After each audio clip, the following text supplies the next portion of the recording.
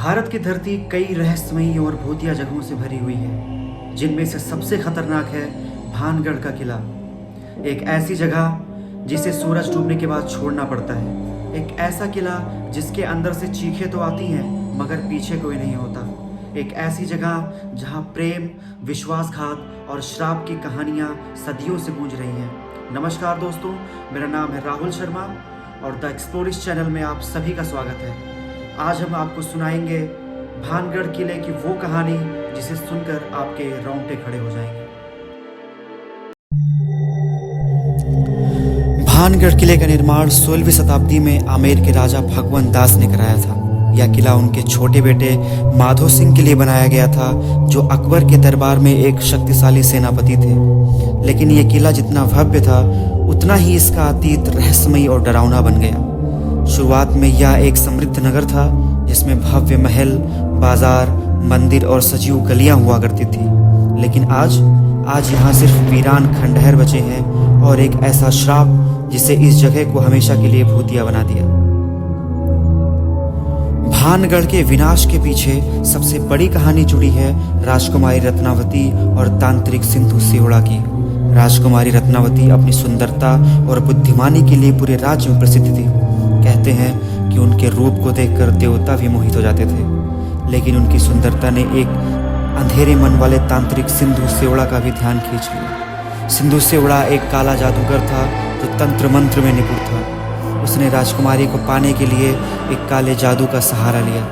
एक दिन जब राजकुमारी की दासी उनके लिए बाजार से इत्र खरीद रही थी, तब तांत्रिक ने उस इत्र की शीशी पर एक मंत्र फूंक दिया। उसने सोचा कि जैसे ही राजकुमारी इस इत्र को लगाएंगी, वो उस पर मोहित हो जाएंगी और उसकी बाहों में आ गिरेंगी। लेकिन राजकुमारी भी कोई साधारण स्त्री नहीं थी। उन्हें तुरंत इस इत्र पर संदेह हुआ। उन्होंने शीशी को जमीन पर फेंक दिया, जिससे वह टूट गई और मंत्रित इत्र तांत्रिक पर ही गिर पड़ा। जैसे ही इत्र तांत्रिक के शरीर से टकराया, वह तड़पने लगा। तंत्र मंत्र के प्रभाव से उसका शरीर जलने लगा और मरने से पहले उसने भानगढ़ को श्राप दे दिया, यह नगर नष्ट हो जाएगा, यहाँ कोई नहीं बचेगा। कुछ ही समय बाद भानगढ़ पर दुश्मनों ने हमला कर दिया। पूरी नगरी को नष्ट कर दिया गया और राजकुमारी रत्नावती भी इस हमले में मारी गई। कहते हैं कि उसके बाद से यह किला कभी नहीं बच सका। आज भी कहते हैं कि रात के समय यहाँ किसी के चलने की आवाज़ें आती हैं, हंसने और रोने की गूंज सुनाई देती है। कई लोगों ने यहाँ अजीब घटनाओं का अनुभव किया है। किसी ने सफ़ेद साया देखा, किसी ने महसूस किया कि कोई उनके पीछे चल रहा है, लेकिन मुड़ने पर कोई नहीं था।